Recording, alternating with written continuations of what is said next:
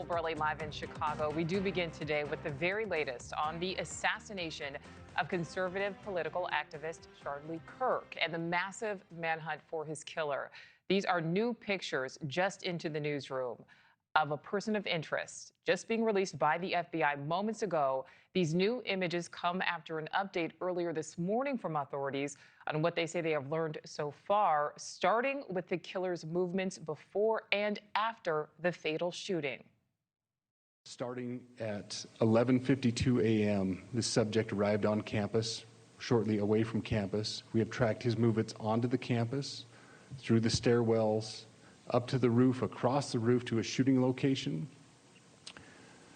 After the shooting, we were able to track his movements as he moved to the other side of the building, jumped off of the building, and fled off of the campus and into a neighborhood. Authorities went on to say they did find a high-powered bolt-action rifle believed to be the murder weapon near the neighborhood in a wooded area, but the shooter was not in the woods. They also say they've recovered a palm print, a forearm print, and most importantly, good video of the shooter, but say they will not be releasing any video at this time, just those new images.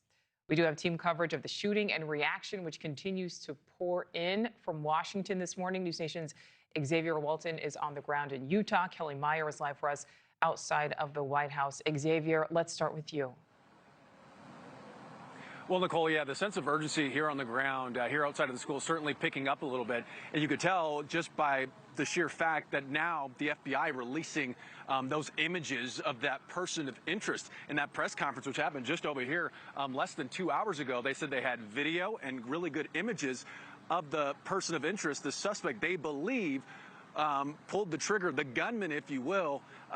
But they didn't go as far to say or release those pictures. Here we are, less than 2 hours later, they have now released those images. So that gives a sense of urgency as well. They said that he was of college age, at least that's what he appeared. And that's, you know, when you look at these photos, that's certainly the way it seems as well. Some things that they talked about from the press conference earlier, you already mentioned the fact that they recovered what they believe is the rifle that was used to shoot and kill Charlie Kirk. But they also talked about a palm imprint, a forearm imprint, a footwear impression. So they have all of this evidence that they were able to take from different various scenes, and they're using it to try and figure out who exactly this person is. Now, also keep in mind, investigators know more than they're telling us.